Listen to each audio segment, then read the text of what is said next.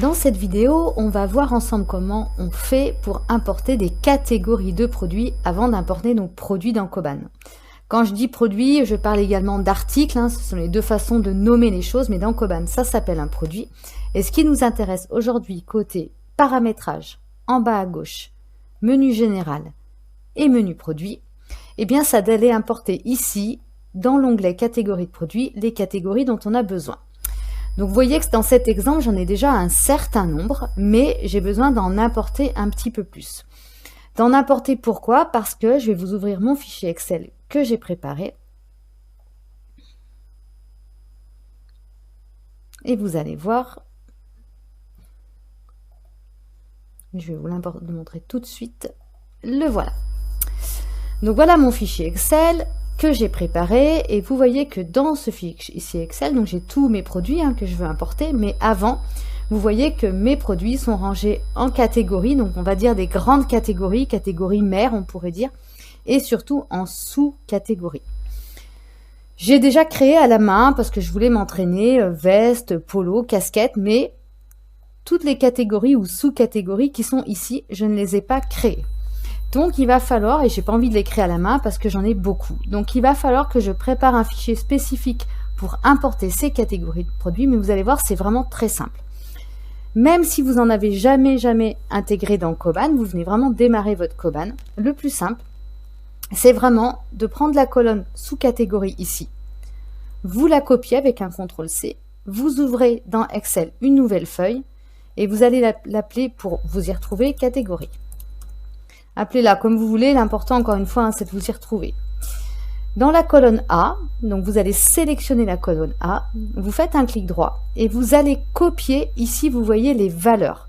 Ça vous empêche d'hériter de choses qui ne sont pas très intéressantes pour vous, donc vous copiez vraiment les valeurs et vous allez vous retrouver avec donc l'entête de votre colonne et toutes les valeurs.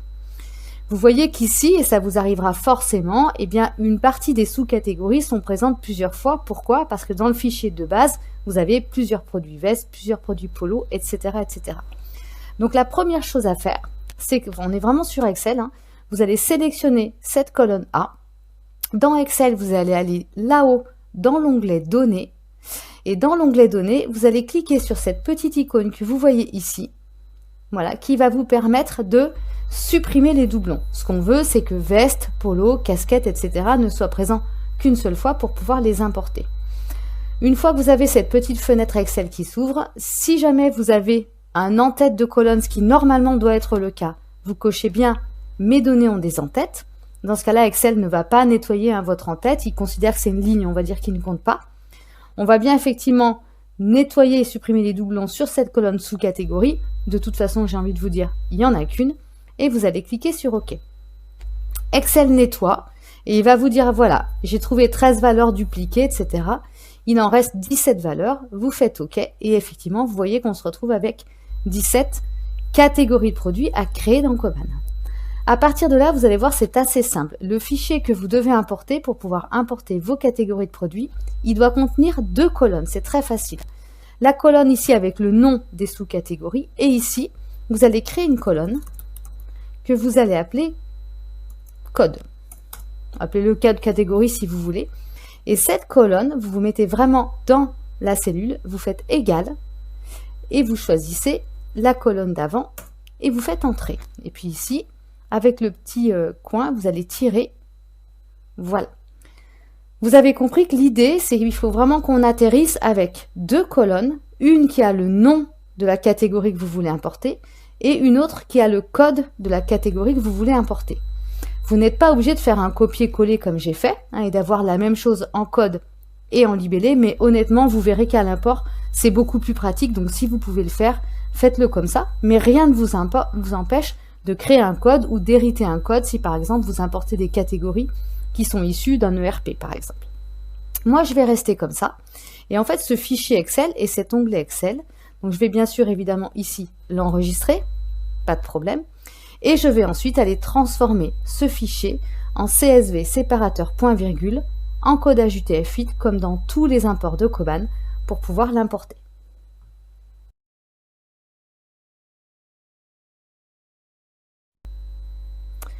pour transformer mon fichier Excel et en particulier l'onglet que je viens de travailler avec mes catégories de produits en fichier importable dans Coban, eh bien je vais simplement faire deux étapes. Le transformer en CSV, séparateur point virgule, puis le passer en encodage UTF-8.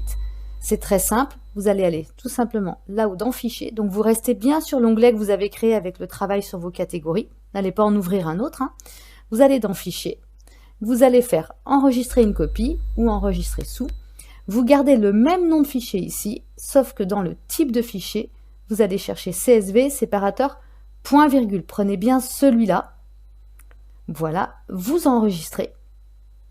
Donc là, évidemment, le fichier va être recréé, on va dire dupliqué, mais en format CSV. Si vous l'aviez déjà travaillé, peut-être qu'il existe déjà. Vous voyez, c'est mon cas, mais normalement, vous n'avez pas déjà travaillé dessus. Donc, effectivement, vous allez simplement le créer.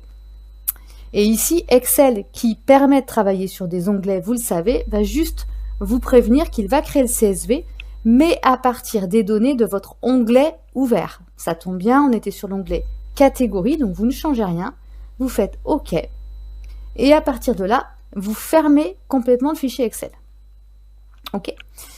Vous allez vous retrouver, donc là, vous avez enregistré vos fichiers, comme vous le voyez ici, il y a le fichier Excel qu'on vient de travailler là, et le fichier CSV, qui est vraiment une copie de ce fichier Excel, mais uniquement avec l'onglet des catégories de produits. On est vraiment sur un fichier, ce qu'on appelle un fichier plat. Vous n'allez surtout pas ouvrir en double-cliquant sur ce fichier. Surtout pas, vous risquez de le corrompre ou de l'abîmer. Par contre, il va falloir le transformer en UTF-8. N'ayez pas peur, c'est un peu de l'informatique, mais vous allez voir, ça se passe très bien. Vous allez passer simplement votre souris sur le nom du fichier CSV. D'accord? Donc, vous voyez bien ici, je vais réduire pour que vous voyez bien. Voilà, on voit bien ici. Voilà, le fichier CSV avec son type ici. Voilà. Vous passez votre souris dessus, vous faites clic droit avec votre souris. Vous faites ouvrir avec, d'accord? Donc surtout pas ouvrir tout court, ouvrir avec, et vous choisissez le bloc-notes. Votre fichier va s'ouvrir ici dans un bloc-notes. Vous voyez, c'est vraiment un fichier tout bête, tout plat, et vous retrouvez effectivement en fait deux colonnes. Chaque colonne est représentée, vous voyez, avec le séparateur point virgule. C'est à ça que ça ressemble. Ce qu'il faut juste surveiller ici, c'est que vous n'avez pas des espaces ou des... Vous voyez, vous pourriez avoir des choses comme ça, je vous montre, parce que des fois ça arrive. Donc ça risque de vous embêter, donc faites attention, mais normalement, si vous avez bien préparé votre fichier Excel, il n'y a pas de raison. Et vérifiez qu'ici, le fichier s'arrête après vraiment la dernière ligne. Il ne doit pas y avoir des points-virgules tout seuls qui se baladent en dessous. Sinon, il faut vraiment les supprimer pour arriver vraiment à ce que cette dernière ligne, vous voyez, elle soit comme ça. À part ça, normalement, il n'y a rien à faire. Souvent, d'ailleurs, on n'a rien à faire. Il est propre directement. Et on va juste faire Fichier. On va faire Enregistrer sous. Et on va simplement garder le même nom, garder le même emplacement et vérifier ici l'encodage. Très souvent, quand vous démarrez pour la première fois, l'encodage que vous avez, il est ANSI.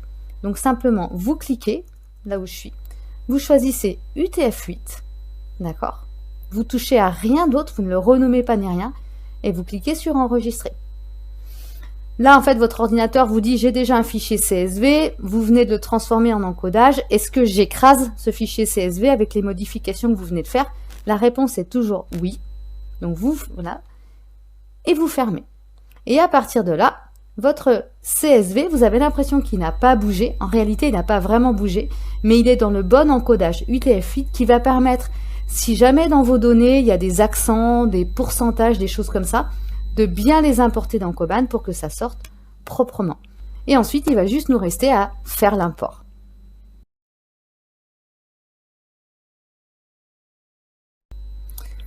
Nous voilà donc prêts à lancer l'import de nos catégories de produits. Pour cela, on va aller donc dans Coban, dans le menu des paramètres en bas à gauche, dans Général, et ensuite dans le menu Importer. On va cliquer sur le bouton vert en haut à droite, Lancer un import. Et on va se laisser guider. Donc le type d'import, cette fois-ci, ce qu'on veut importer, ce sont des catégories de produits. Donc on choisit simplement catégorie de produits.